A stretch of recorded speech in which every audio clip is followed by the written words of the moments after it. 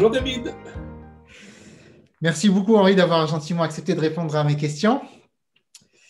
Henri Quinson, tu es franco-américain et tu as un parcours que personnellement j'estime passionnant parce qu'il ne rentre pas dans les cases et ça me plaît beaucoup. Pour ceux qui ne te connaissent pas, je vais essayer de résumer en quelques points ce parcours. Donc, tu es diplômé de l'Université Panthéon-Sorbonne en économie internationale et de Sciences Po Paris. Ça fait déjà un petit moment. Tu as reçu une formation de trader à Wall Street et tu as travaillé pour la banque Indo-Suez à Paris. Ensuite, changement total de vie puisque tu deviens moine catholique, je précise. Et tu passes 5 ans au monastère de Tamier en Savoie. Ensuite, tu deviens locataire dans une cité de transit à Marseille, là où tu es engagé dans l'accompagnement scolaire des jeunes du quartier. Et c'est à Marseille, je crois, que tu rencontres ton épouse.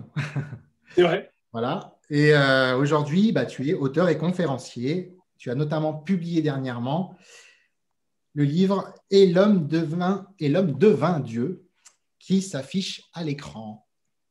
Voilà. Est-ce que, on pourrait en dire beaucoup sur toi et ton parcours, mais bon, j'ai essayé de faire un peu bref. Est-ce que tu veux ajouter quelque chose, Henri? Non, merci d'avoir mentionné que j'étais marié, car j'aime beaucoup mon épouse et mes 2 belles filles, Julia et Léa. Et parfois, on me présente simplement comme un ancien moine, mais je ne suis pas qu'un ex, je continue de vivre. Tu as arrêté de vivre quand tu étais moine, c'est ça que tu es en train de dire? Non, pas du tout, mais la vie continue et la vie est belle sous ces différentes étapes, justement, que tu as mentionnées. Ça marche. Tu veux ajouter quelque chose ou sur ce parcours ou ça te va comme ça? Non, c'est très très bien, c'est très bien. Des hommes et des dieux à côté, c'est vrai que tu as... Oui, j'aime pas trop parler en fait de moi et me mettre au centre. Et il se trouve que j'ai connu les moines de Tibérine qui ont été assassinés en Algérie en 1996. Bon, on en parlera tout à l'heure, mais et donc je me suis permis de les mettre à côté de moi. Ils méritent plus d'attention que moi et d'une certaine manière, ils sont toujours avec moi. En tout cas, s'il y a un film à recommander dans la 5e question, ça peut en faire partie. Je n'y manquerai pas. En tout cas, moi, il m'a bien plu. Passons aux questions. Première question, Henri. La vie a-t-elle un sens? Alors, d'abord, tu nous poses des questions... Bateau. En fait, je tremble un peu face à ces questions parce qu'elles engagent nos existences. Alors, je vais y répondre. Le sens de la vie. Alors, pour moi, il y a 2 dimensions dans la question. En fait, je suis franco-américain, tu ne l'as pas mentionné, mais et donc, quand j'entends des mots, souvent, je regarde ce que ça donne dans mon autre langue qui est l'anglais. Et sens en anglais se traduit par au moins 2 mots. Direction, qui est la direction, et puis meaning, qui est la signification. Voilà. Et pour moi, c'est important de faire cette distinction parce que, à mes yeux, oui, la vie a un sens sur le plan de la direction. Il y a une porte d'entrée pour nous, individus, qui est la naissance, et une porte de sortie pour nous, individus, qui est la mort, et il y a clairement une direction de la naissance à la mort. Ça passe pas la même porte. Hein. Alors, on ne sait pas, mais a priori, de manière visible, non. En tout cas, c'est de toute évidence pas la même porte, tu as bien raison de le mentionner. Donc, il y a une direction et qu'on appelle, pour nous, ça se déroule dans ce qu'on appelle le temps, donc nos sens, qui est une autre signification du mot sens, mais notre perception, c'est qu'en effet, il y a une direction, clairement, il y a une entrée et une sortie, et je dirais que ça, pour moi, comme je conçois l'être humain, pour simplifier et pour aller très vite, comme un être à 3 dimensions, une dimension physique. Moi, j'ai un corps d'1,94 m, la taille du général de Gaulle. Les gens viennent sous différentes formes, différentes couleurs. Donc, il y a notre corps. Il y a notre psyché, notre psychologie. On peut avoir peur, être content, on a peur du feu, etc. Donc, voilà. Et puis, il y a une 3e dimension que certains contestent, c'est qu'il y a la dimension spirituelle et qui est un peu, évidemment, au cœur de tes questions. Et en tout cas, oui. La psyché, c'est ce que tu appelles aussi l'âme ou pas? Oui, alors les gens parfois vont utiliser des mots différents. En effet, certains vont dire que l'âme, c'est la psyché. Ils vont parler de l'esprit. On peut s'entendre sur les mots, moi je ne vais pas discuter des mots, mais il y a vraiment ces 3 dimensions. Et pour moi, le sens, dans le sens direction, hein, c'est-à-dire de la naissance à la mort, avec évidemment la possibilité de maladies et d'accidents qui peuvent écourter cette histoire. Pour moi, c'est vraiment la dimension physique et la dimension psychique ou psychologique. Voilà. Pour moi, il y a un sens. Voilà. Maintenant, la signification, là, c'est quelque chose qui est beaucoup plus difficile, je pense, à définir. C'est-à-dire, est-ce que dans cette direction, avec une porte d'entrée, une porte de sortie, est-ce qu'on va donner une signification particulière à ce simple déplacement dans le temps et, qui est très important aussi, cette maturation humaine qui va certainement nous faire voir les choses différemment, car un enfant de 6 mois ne voit pas le monde de la même manière qu'un homme de 60 ans comme moi. Et pour ce qui me concerne, je suis allé dans mon dernier livre assez loin parce que je fais une hypothèse, je dis très simplement que ce n'est qu'une hypothèse, je peux me tromper. Mais il m'a semblé que nous étions, nous, individus, comme cette petite poupée russe, mais que nous étions inclus dans une autre poupée russe plus importante qui est notre famille, que notre famille est elle-même inclue dans quelque chose d'un peu plus important, qui peut être par exemple sa ville, son pays. Enfin, on pourrait multiplier les poupées russes, et puis finalement on arrive avec un ensemble beaucoup plus vaste qui est l'humanité, okay, et dans laquelle nous sommes. Mais c'est la même structure pour moi, la même structure de développement, naissance jusqu'à la mort. En revanche, évidemment, c'est pas la même taille. Et donc, dans nos repères spatio-temporels, le temps et l'espace, cette histoire de l'humanité va suivre les mêmes étapes. Et donc, de ce point de vue-là, non seulement j'affirme qu'il y a un sens, au sens de direction pour moi individu, mais j'affirme également, avec toute la précaution qui convient pour une hypothèse, qu'il y a également un développement, et d'où l'entrée dans l'anthropocène, etc., qui pose plein de questions. Donc ça c'est le sens, au sens d'un développement qui nous serait imposé. Et après, par rapport à ton émission que je trouve passionnante avec tous ces intervenants, c'est que là déjà, il peut y avoir débat sur mon interprétation sur l'histoire de l'humanité, puisque c'est philosophie de l'histoire, etc. Mais alors après, quand on plonge dans la signification de notre existence personnelle, communautaire, et l'ensemble de l'aventure humaine dans laquelle moi je suis plongé, que je le veuille ou non, parce que je suis le produit aussi de toutes ces vies humaines qui m'ont précédé. Non seulement j'ai des parents, mais j'ai des grands-parents, et je suis moi-même inclus dans cette gigantesque histoire. Et donc, comment je vais percevoir la signification que je vais donner à mon aventure, qui est également dans une aventure plus vaste, qui est celle de l'humanité. Là, on est plongé dans ce que moi j'appelle la spiritualité, dans lequel il y a des questions de théologie, c'est-à-dire certaines personnes disent que Dieu existe, donc on va vers ta deuxième question. Il y a ceux qui disent que Dieu n'existe pas, mais c'est une manière aussi de se situer par rapport à cette question qu'apparemment les êtres humains, dans leur aventure spatio-temporelle, se sont posés.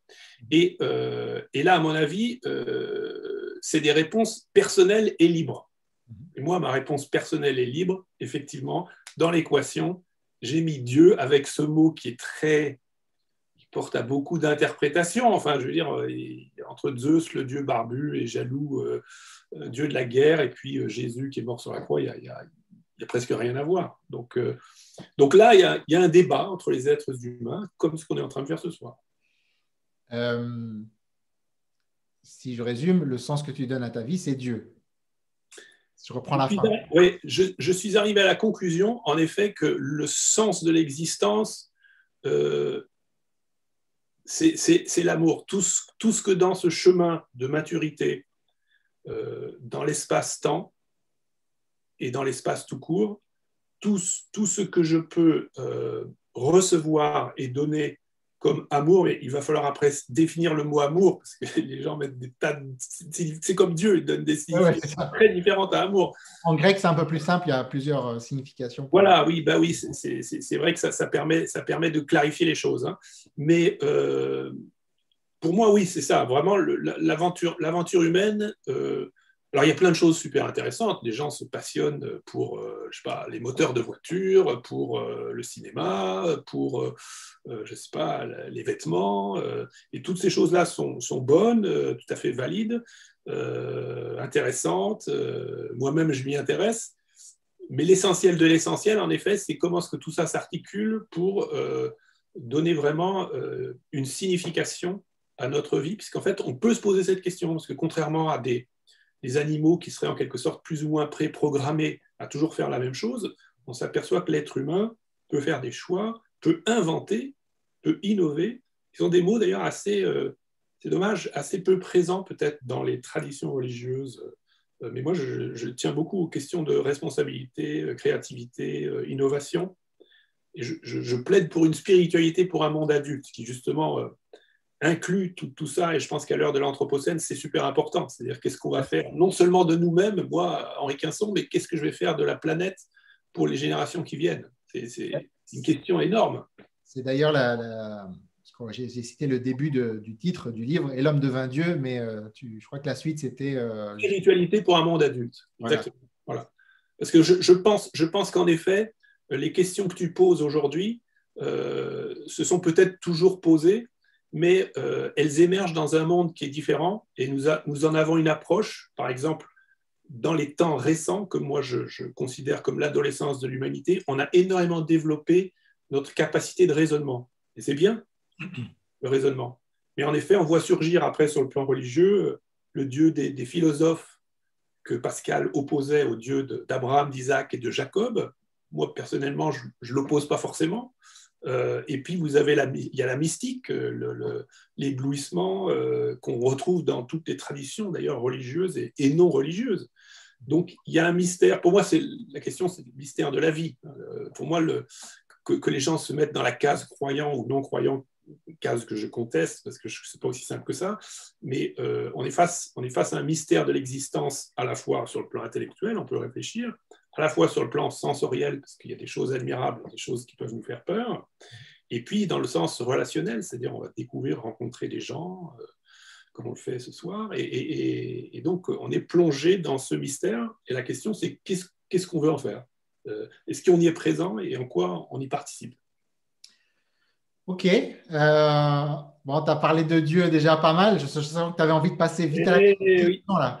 Donc, on va y venir. Deuxième question.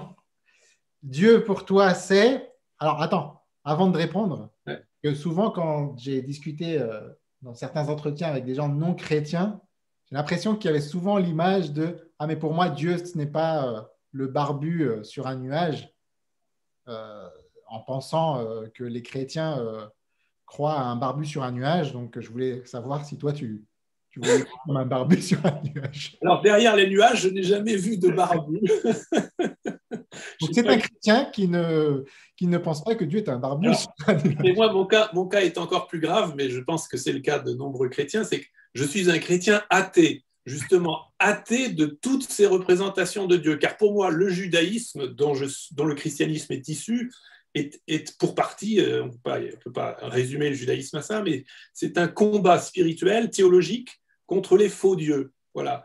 Et les fausses représentations de Dieu. Et dans mon livre Et l'homme devint Dieu, justement, je montre qu'il y a eu des centaines, certains disent des milliers de traditions religieuses avec des représentations de Dieu. Et la Bible elle-même, pour ceux qui sont dans cette tradition juive et chrétienne, la Bible elle-même est le récit des fausses représentations de Dieu où ça colle pas. Au début, les gens se sont dit, ah bah tiens, je connais un mec, David, je sais pas, il est devenu aveugle. Alors on disait, bah c'est parce qu'il a commis un péché. Puis après on se rend compte, bah non, le mec David est super sympa, il y a un problème. Ah bah ça doit être ses parents. Ah bah non, sa mère est super sympa. Les grands-parents, on remontait et on cherchait à avoir une théologie qui puisse se dire que voilà, quand il t'arrive un truc mal, c'est le Dieu pinusaire qui t'a puni.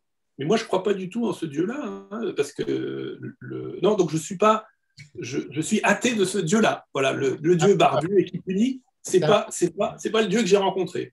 C'est un peu comme Maurice Zindel. Je crois que c'est Maurice Zindel qui il y a un livre, il dit « Je ne crois pas en Dieu, je le vis ». Genre, oui, il a un titre de livre qui s'appelle « Vivre Dieu », en effet. Et j'aime beaucoup Maurice Zindel, donc un théologien suisse, qui effectivement insiste sur le caractère, oui, existentiel d'expérience. Et en effet, c'est d'ailleurs un autre problème souvent avec les gens qui discutent avec moi et qui se disent athées. J'ai beaucoup d'amis qui sont agnostiques ou athées. Hein. C'est la question de croire que Dieu existe. Alors, moi, je suis ouvert à la question. Moi-même, je me pose régulièrement la question, existe-t-il vraiment? Mais moi, je crois en Dieu. C'est-à-dire que ma vie est fondée sur une relation avec Dieu. Alors, ceux qui sont mystiques vont comprendre que voilà, c'est de l'ordre de l'expérience, ils vont peut-être pas utiliser le mot Dieu, ils vont peut-être pas avoir la conception d'un Dieu dit personnel, faute de meilleurs termes, enfin relationnel. Mais c'est de l'ordre voilà, de la relation. Et donc, on n'est pas du tout dans une spéculation intellectuelle. Mais, par ailleurs, comme j'ai un cerveau et que je fais partie de cette humanité adolescente qui remet en question un peu ce qu'on lui a dit, c'est-à-dire un peu justement les traditions qui représentent finalement pour nous individus ce que nos parents nous ont toujours dit de faire ça. Puis à un moment donné, quand on est adolescent, on dit mais pourquoi on ferait ça? On se pose des questions. Je trouve ça utile. Moi, je suis pour qu'on se pose des questions. Et donc, ça peut passer en effet. Ça peut passer par une réflexion, c'est pourquoi le Dieu des philosophes, c'est très intéressant, moi je m'y intéresse beaucoup, et de même que l'athéisme des gens intelligents et humbles m'intéresse au premier chef. Et il faut savoir que dans le christianisme, pas simplement dans le christianisme, il y a toute une tradition dite apophatique, c'est-à-dire de théologie négative, où on dit Dieu n'est pas ci, Dieu n'est pas ça. Hein, c'est pas simplement la révélation. Alors, ceci étant, tu me poses la question, qui est Dieu pour moi? Et je vais dire une énormité qui est l'énormité qu'affirment les chrétiens. Et l'apôtre Paul, déjà à son époque, disait scandale pour les juifs, folie pour les païens. Donc, c'est un truc énorme. Le problème, c'est que nous, on est dans un milieu chrétien de plusieurs siècles, donc les gens considèrent que, bon, c'est normal. Mais nous, on affirme qu'il y a un homme qui s'appelle Jésus de Nazareth, qui est Dieu. C'est un truc, mais c'est un truc de dingue. Voilà. Alors, moi, je le crois, parce que j'ai médité très longtemps sur les évangiles, donc ces textes qui nous sont parvenus, les épîtres de Paul, de Jean, etc.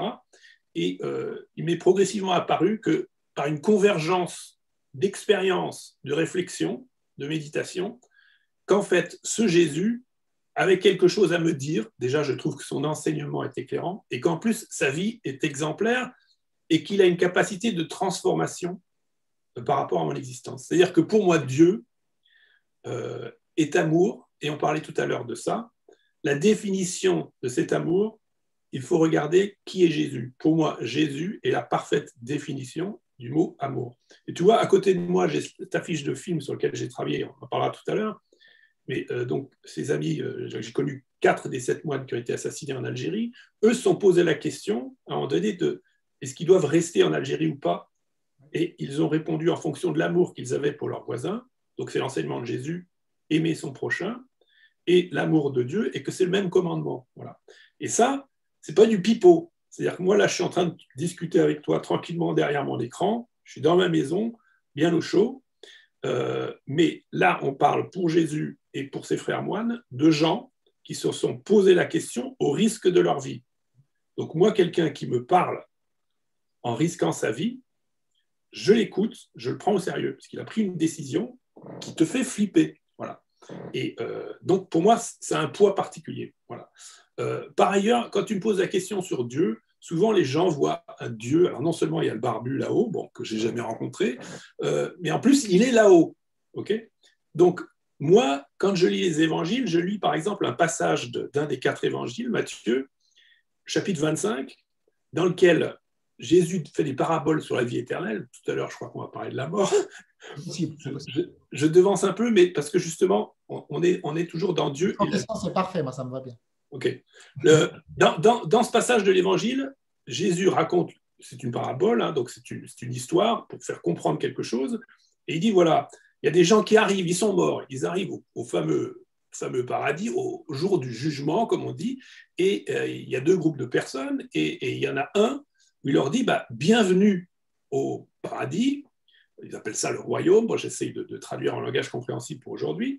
Et il dit, voilà, j'étais un étranger, vous m'avez accueilli. J'étais pauvre, vous m'avez donné à manger. J'étais nu, vous m'avez habillé. J'étais en prison, vous êtes venu me visiter. Bref, à chaque fois, des exemples de relations avec les autres. Et les gens qui arrivent au paradis sont très étonnés, puisque certains n'étaient peut-être pas du tout chrétiens, et même sûrement pas chrétiens à son époque, puisqu'il n'y en avait pas encore. Et ils disent, mais quand est-ce qu'on t'a vu étranger, quand est-ce qu'on t'a vu nu, quand est-ce qu'on t'a vu avoir faim, etc. Eh bien, toutes les personnes que vous avez rencontrées, c'est à moi que vous l'avez fait. Donc, dans le christianisme, et c'est ce que je trouve très beau dans cette religion, c'est qu'il y a vraiment un lien entre la divinité et la relation aux autres. Déjà dans le judaïsme, avec le décalogue, donc les 10 commandements, je crois que de mémoire, il y a 6 commandements sur 10 qui concernent nos liens avec les autres. Comme ça, tu ne tueras pas, tu ne voleras pas. Voilà. Donc pour moi, la question de Dieu, et tu as vu que je glissais très rapidement sur la question de Dieu quand tu m'as posé la question du sens de la vie, parce que pour moi, la vie, c'est vivre avec les autres. Et vivre avec les autres, tu vis comment avec les autres? Parce qu'en fait, les êtres humains se sont vite posé la question, d'où venons-nous? Où allons-nous? Et il y a la dernière question qui est comment on y va? Donc le sens de la vie, direction, ça tout le monde a pigé qu'on allait tous mourir, encore faut-il en avoir conscience, mais comment tu y vas? C'est la grande question que les sagesses, les religions, les philosophies, les libres penseurs, les gens qui réfléchissent, qui font des expériences, voilà la question à laquelle tous les jours nous devons répondre. Alors on peut ne pas se poser la question et aller au fil de l'eau, on est tous comme ça, enfin moi-même je suis souvent comme ça, voilà.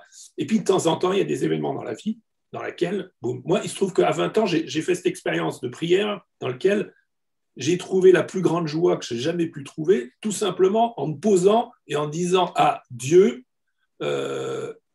si tu es là, manifeste-toi à moi. Et il s'est manifesté, enfin, c'est quelque chose, je pense que tu as eu plusieurs intervenants dans ton émission qui t'ont expliqué voilà, qu'ils ont fait une expérience mystique. Hein, ça, tu trouveras ça dans toutes les traditions.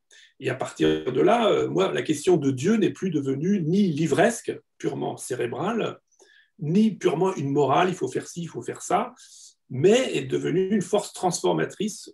Donc pour moi, souvent on dit Jésus est ressuscité, alléluia, mais moi je dis surtout Jésus est ressuscitant, alléluia. Et d'ailleurs, dans les icônes traditionnelles, tu vois Jésus qui sort Adam et Ève des tombeaux.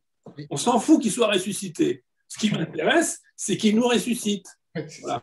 Sinon, on dit tant mieux pour lui, c'est Superman, on est content, il a vaincu la mort. Mais bon. Enfin, Superman, on l'a vu à la fin, mais avant, c'était pas trop le. Ah ouais. Alors, tu vois ce que je veux dire, c'est que c'est pas une aventure individuelle, c'est vraiment la résurrection, c'est la venue de la vie spirituelle en nous et qui nous caractérise comme être humain. Voilà. Et ça, c'est super important. On passe la porte de sortie, là, juste quelques secondes. Ouais. Hein juste, on l'imagine, hein, on ne va pas la passer pour de vrai, en tout cas, j'espère, pas tout de suite. Troisième question. Après la mort, stop ou encore? Bah oui, la mort, stop ou encore? Très bonne question. Donc, tu vois, je viens de te dire l'expérience spirituelle, mystique et relationnelle de la présence de Dieu dans nos vies, soit à travers Matthieu 25 où je te dis tu vas aider quelqu'un qui est en difficulté. Dieu est là. Donc, la question, c'est celle de la poétesse Emily Dickinson. Y a-t-il une vie avant la mort, avant la porte de sortie? Si tu arrives à répondre à cette question, tu as peut-être la réponse à ta question qui est que se passe-t-il après la mort? Moi, je considère que l'expérience fondamentale de la vie spirituelle, c'est le passage par la mort. C'est-à-dire que, toi, je te parlais de la direction où enfant devient adulte. Souvent, tu discuteras, bon, moi j'ai la chance de travailler beaucoup avec les jeunes, tu as beaucoup d'adolescents qui, tout à coup, ont la nostalgie, c'est normal, de leur enfance. Il y a des adultes qui ont la nostalgie de leur jeunesse. On meurt à nos expériences précédentes, même si on en est enrichi. Et donc la question, c'est est-ce qu'on accepte d'entrer dans cette mort, cette disparition, ces choses qui s'en vont, pour accepter celles qui viennent? Et l'apôtre Paul a cette belle expression que l'homme extérieur va à sa ruine, parce que nous vieillissons, ou nous serons atteints de maladie. Pas, mais je te crois. Voilà. Tant mieux pour toi. Mais on va à notre ruine, ok? Malheureusement, humainement, on n'a pas envie de ça.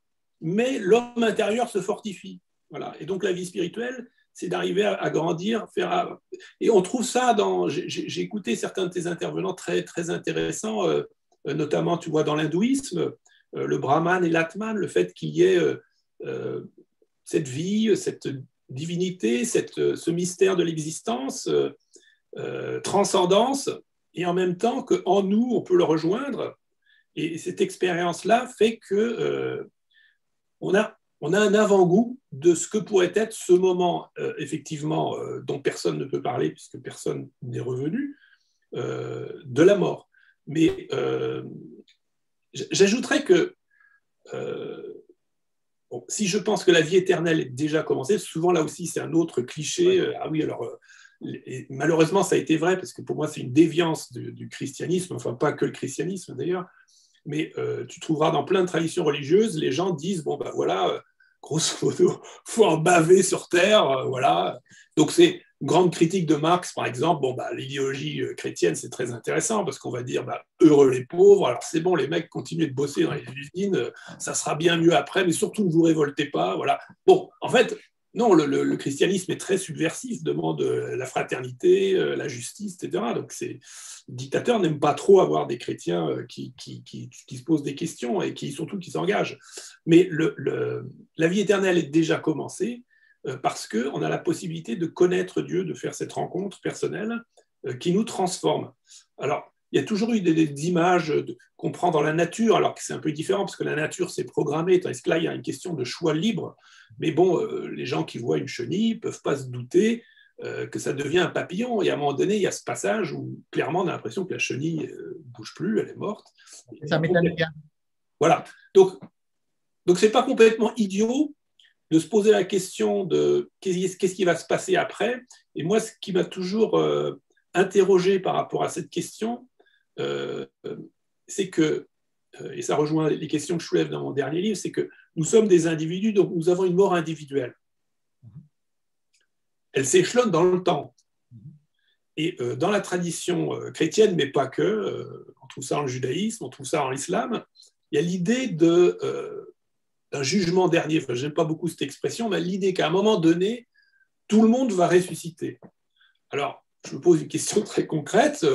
Je meurs et où est-ce que je suis en attendant la résurrection de tout le monde en même temps? Voilà. Et ce que je pense, c'est que, c'est purement spéculatif ce que je dis, mais chacun quitte ce monde dans l'espace-temps, donc chacun à son tour.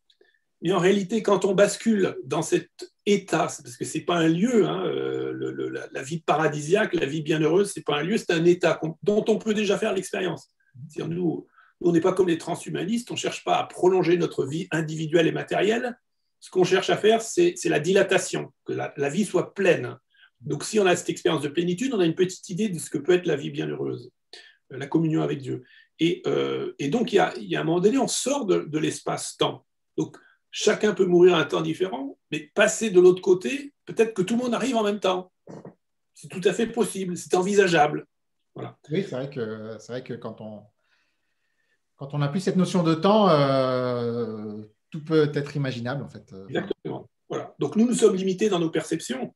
Les seules perceptions que nous pouvons avoir, c'est ces perceptions spirituelles qui nous plongent dans une réalité invisible, qui n'est visible que par ses effets. C'est-à-dire que, bon là, on discute ensemble, donc tu peux pas juger de si moi je te dis des trucs, bon, débiles ou pas.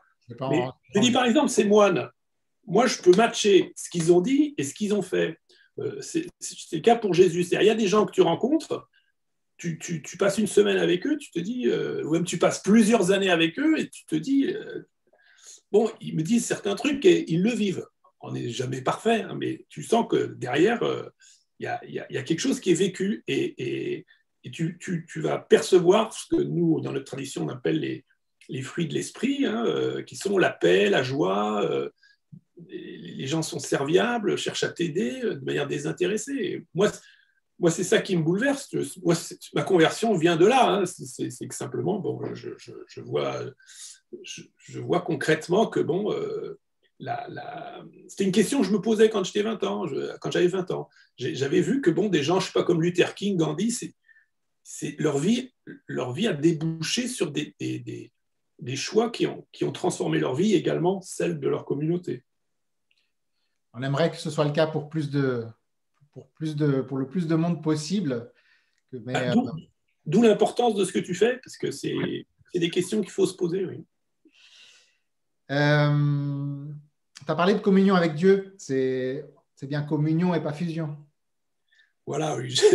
c'est des questions qui sont soulevées dans ces entretiens. Oui, je tiens beaucoup au fait, ça m'amuse parce que comme quand j'étais, on parlera peut-être tout à l'heure, le conseiller monastique sur le film Des hommes et des dieux, Lambert Wilson, avec qui j'ai eu le plaisir de travailler, donc ce grand acteur français, qui a été baptisé par l'abbé Pierre, à un moment donné me parlait de fusion. Et je lui dis, attention Lambert, la fusion et la communion, c'est pas pareil. Je lui dis, bon, c'est suffit de se mettre d'accord sur les mots, mais alors je lui avais expliqué, voilà, la fusion, si tu mélanges deux métaux et tu les fusionnes, tu ne vois plus quels sont les métaux qui sont dedans. Mais si c'est une communion, c'est l'idée d'union, c'est-à-dire, bon, pour moi, l'image la plus intéressante et qui est utilisée dans la Bible, c'est l'union sexuelle dans laquelle il y a bien un homme et une femme. Ils font un, mais en même temps, c'est toujours un homme et une femme. Voilà. Donc, il y a des tas d'expériences de la vie où si on va à un super concert, les gens sont en communion, mais ils restent eux-mêmes. Et il me semble en effet important de bien garder cette idée que Dieu ne va pas nous faire disparaître. Il nous fait resplendir, au contraire. Et donc Lambert ça m'amuse parce qu'il avait repris un évêque que je ne citerai pas, qui lui avait dit, très beau film, on sent qu'entre vous, il y a eu une vraie fusion. Et lui, il avait dit, ah non, non, monseigneur, une communion. Il a retenu la leçon. Bon, gardons cette communion. C'est quoi? C'est union sans confusion. C'est ça. Union sans confusion. Ah, on peut résumer comme ça. Bon, après, je sais, pour beaucoup de gens, peut-être ce sera des mots, mais je pense que c'est très important de ne pas avoir un Dieu qui vous écrase, qui vous anéantit. Je suis viscéralement... ce n'est pas du tout mon expérience. Dieu n'a fait que m'embellir, me rendre bon. Saint Paul dit, ce n'est plus moi qui vis, c'est Christ qui vit en moi. Donc, on a le désir je suis très attaché à cette grâce ce qu'on appelle la grâce de l'inhabitation, c'est-à-dire que Dieu est en nous et en fait nous remplit. Mais ce n'est pas du tout pour nous faire disparaître. C'est pour que nous déployions nos charismes, nos dons. Est-ce que tu sais, tu as un peu étudié Maître Eckhart ou pas? Oui, bien sûr. Maître Eckhart, parce qu'il est souvent cité par les bouddhistes notamment, Maître Eckhart, il parle de fusion ou d'union sans confusion, lui? Alors, je ne voudrais pas dire de bêtises, il faudrait prendre des citations très précises, mais c'est vrai que chez les mystiques, dans le christianisme, comme d'ailleurs dans l'islam avec les confréries soufis, mais également dans le judaïsme avec la Kabbale, etc., il y a toujours un peu une crainte que les mystiques nous emmènent trop loin dans ce qui pourrait ressembler à effectivement de la fusion. Mais, du coup, un peu. Voilà. Après, il faut se méfier parfois, on utilise des expressions pour décrire une expérience. Oui. Et, je veux dire, il ne faut pas aller trop vite. Souvent, les mystiques ne sont précisément pas des théologiens au sens qu'ils ne manient pas des concepts. Ils vont plutôt être dans une expérience, justement, j'en parlais tout à l'heure, apophatique, justement de refus des définitions, en disant, voilà, l'expérience. Moi, c'est vrai, l'expérience de prière que j'avais vécue à 20 ans, il m'est difficile, il m'est même impossible d'en parler avec des mots. Si vous êtes parfaitement en paix et dans la joie, qu'est-ce qu'on peut dire d'autre? J'aime bien la publicité que je voyais quand j'étais jeune et que j'allais au cinéma, à propos des bonbons créma, qui je pense n'existent plus. Et la publicité, c'était ça. Les bonbons créma, ça ne s'explique pas, ça se déguste.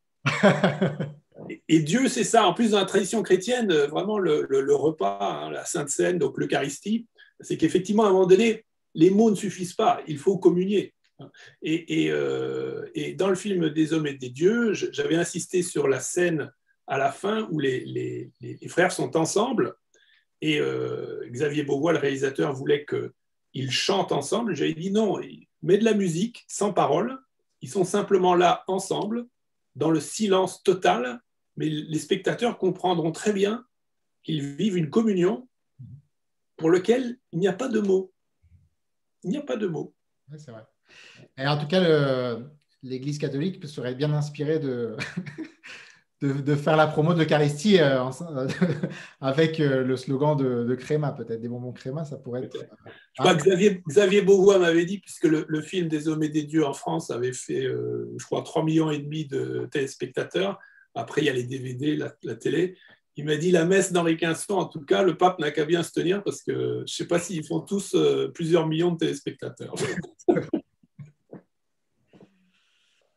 Bon, on a fait les 3 grosses questions. Les Ouais. 2 dernières sont un peu plus légères en général, on va voir. Ouais. 4e question, un personnage spirituel qui t'a marqué? Alors, il y en a plein. Hein. Moi, j'ai été très marqué par Carlo Caretto, qui est un Italien. Mais si tu veux, je suis tombé sur son livre Lettres du désert quand j'avais 20 ans. J'aurais pu tomber sur autre chose. Ça m'a parlé parce que c'était le bon moment. Après, j'étais très, très marqué par Madeleine Delbrel. Franchement, si des gens veulent lire un livre de Madeleine Delbrel, par exemple, La joie de croire, c'est magnifique parce que justement, on sort de ces spiritualités étriquées. Madeleine Delbrel était une assistante sociale en banlieue parisienne, à l'époque où le Parti communiste était très fort, où le marxisme était très influent. Et elle a su justement être chrétienne dans ces milieux ouvriers, athées pour le compte.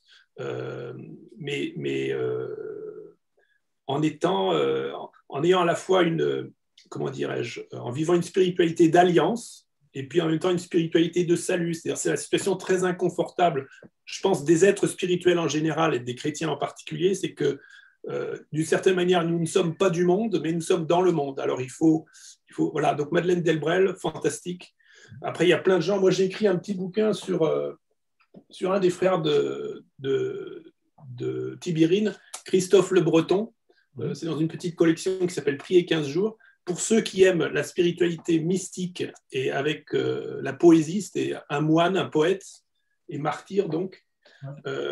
Christophe m'a beaucoup marqué parce que lui était tiraillé un peu comme moi entre une mystique qui nous attirerait plutôt dans un monastère, ce que j'ai fait au début, et puis un souci de la question des pauvres. Mais quand je dis les pauvres, ce n'est pas simplement celui qui n'a pas d'argent, mais ça peut être les gens qui ont des handicaps, les étrangers qui sont rejetés, enfin bref. Et lui a toujours navigué entre ces 2 pôles et j'ai trouvé très fort. Bon, après, j'ai été marqué par les tas de gens. Après, j'ai rencontré des gens fantastiques, notamment, j'ai perdu tout récemment un de mes très bons amis, Jean-Bernard Beghetti, qui était dans une chaise roulante. Je crois que dans mon livre Moine des cités, je crois que j'ai une photo de lui. Alors lui, c'était un type incroyable. Il était là à Marseille, au centre Bellevue. Je l'ai connu à Tamier. Et dans une chaise roulante, toujours heureux, ne se plaignant jamais. J'ai toujours trouvé ça incroyable et les personnes qui le voyaient lui disaient voilà, Jean-Bernard, voilà, il est ici là, sur cette photo là. On le voit. Jean-Bernard Beghetti. Bon, c'est un inconnu, personne ne le connaît, mais ce type est absolument incroyable. Il a vécu dans un corps, il ne pouvait pas parler, il ne pouvait pas bouger et il pouvait simplement communiquer en montrant son doigt sur les alphabets. Et donc j'en ai plein, j'ai plein de grands témoins qui m'ont marqué. Bon, la communauté monastique de Tamier, Enzo Bianchi. Et puis après, bon, j'ai énormément lu. J'aime beaucoup rencontrer les gens dans l'histoire. Tu peux lire, je sais pas, Thérèse d'Avila. Tu la rencontres. C'est fabuleux. Bon, la liste est très très longue. D'accord. Bon, on va s'arrêter là pour cette question. Je pense Ouais. que le pape, non, un peu, non. Alors, moi, je ne suis pas du tout papiste au sens où je n'ai pas une obsession, si tu veux, catholique romaine, où il faut absolument tous les jours écouter ce que le pape a dit. J'ai le plus grand. On a de la chance, on a plutôt des papes assez remarquables par rapport à d'autres dans l'histoire. Hein. Donc, j'ai absolument rien contre le pape. Mais je ne suis pas un obsédé du pape. Ce que je veux dire, c'est que, comme disait Mère Teresa, quand vous vous plaignez de l'Église, et c'est souvent les gens qui se plaignent du pape ou de leur évêque, prenez une glace. Regardez dans la glace et dites-vous que l'Église, c'est d'abord la première personne que vous voyez dans la glace, c'est-à-dire vous. Donc, commencez par vous transformer vous. Alors, bien sûr, en écoutant les autres. Et au premier chef, si on est comme moi, catholique, on écoute bien sûr le pape, qui a des choses à nous dire et qui surtout a une mission de communion. Ce n'est pas évident d'assurer la communion entre des chrétiens qui sont si différents. Et c'est important. Dernière question. Alors, on en a déjà pas mal parlé, je pense, mais le livre ou le film que tu recommanderais à un ami en perte de sens? Alors franchement, je recommande Des hommes et des dieux. Oui. Aussi. Il se trouve que c'est une aventure personnelle complètement dingue. J'ai d'ailleurs pour ceux qui ont déjà vu le livre, qui ont déjà vu le film, j'ai écrit un bouquin à la demande d'un éditeur sur le film qui complète de manière vachement intéressante le film, parce que j'explique tout du début à la fin. Ce film est absolument incroyable, d'abord dans sa genèse, parce que j'ai proposé un film sur les moines de Tibérine partant du principe que aujourd'hui, le cinéma, ça a beaucoup plus d'impact qu'un livre. Des livres sur les moines de Tibérine, il y en a eu des tonnes, mais il y a des tas de gens qui ne lisent pas de livres. Voilà. Donc, entre vendre quelques dizaines de milliers de livres, ou peut-être centaines de milliers de livres, et faire des millions d'entrées avec un film, c'est différent. Et puis, ce n'est pas le même médium. Et Christian de Chergé, le prieur des moines de Tibérine, avait écrit un testament spirituel pour qu'il soit connu. Et donc, j'avais proposé ça à un ami, dont je tairai le nom, et qui était à l'époque numéro 2 du plus grande maison de production européenne. Et il m'avait dit, pourtant, il est très très bon copain, il m'avait dit, Henri, 7 moines qui se font trucider en Algérie, c'est pas très vendeur. Moi, j'ai fait Bienvenue chez les Ch'tis. Et je pense que ça n'a pas bien marché. Le samedi soir, les gens n'ont pas envie de voir ça. OK. 10 jours après, je reçois un mail de quelqu'un qui me propose de faire un film sur les moines de Tibérine. J'ai cru que c'était cet ami qui se moquait de moi. Pas du tout. Et en fait, ce film, ça a été constamment comme ça. Pareil, à la fin du film, Xavier Beauvois, enfin le scénariste Étienne Comard, voulait qu'on retrouve les têtes coupées des moines. Je disais, il faut absolument pas faire ça, c'est horrible pour les familles, ça n'a pas de sens. Mais j'arrivais pas à trouver une fin au film. Et il se trouve que quand on a tourné dans le Moyen Atlas, au Maroc, à 900 mètres d'altitude, cet hiver-là, il n'y avait pas de neige. Mais le jour où on a tourné l'enlèvement des moines, la neige s'est mise à tomber, ainsi qu'un brouillard, et les images étaient tellement fortes que Xavier Beauvois m'a dit, on va garder ça pour la fin du film. Et le lendemain, la neige a fondu.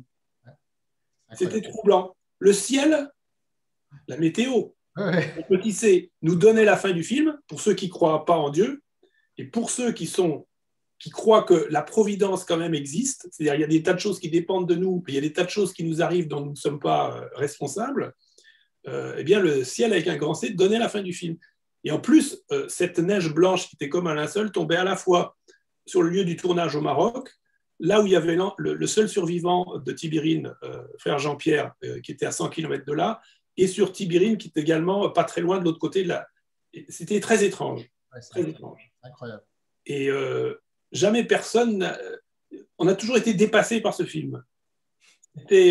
Donc c'est pour ça que je dis, c'est rare qu'il y ait des films religieux, entre guillemets, avec un sujet religieux, qui me plaisent. Généralement, je trouve que la religion est très superficielle, plaquée, c'est de la guimauve. Généralement, ça m'est insupportable. Mais ce film qui a été fait avec une équipe, alors les Marocains qui travaillaient sur le film étaient pour la plupart de tradition musulmane, pour eux, Dieu existe, c'est évident. Mais la plupart des Français, eux, ils avaient des tas de problèmes avec Dieu. Sauf Michael Lansdale qui était catho.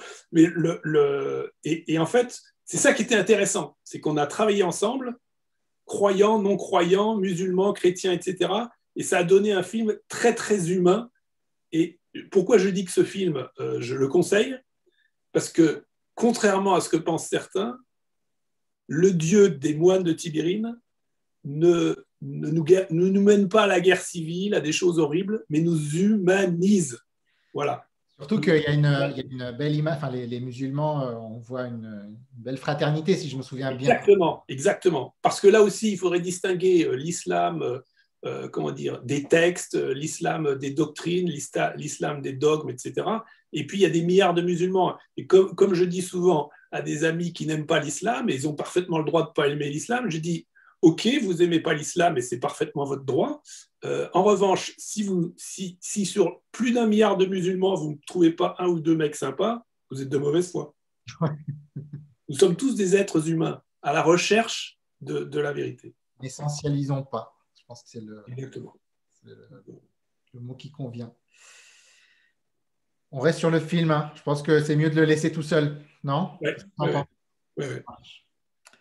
Merci Henri pour tout. C'est toi. C'était, je pense, plus long qu'une demi-heure, mais je pense que ça a valu vraiment le coup. Un incorrigible bavard, je suis désolé. Merci David et bravo pour ces émissions. Merci beaucoup à toi. À bientôt. Merci. Salut.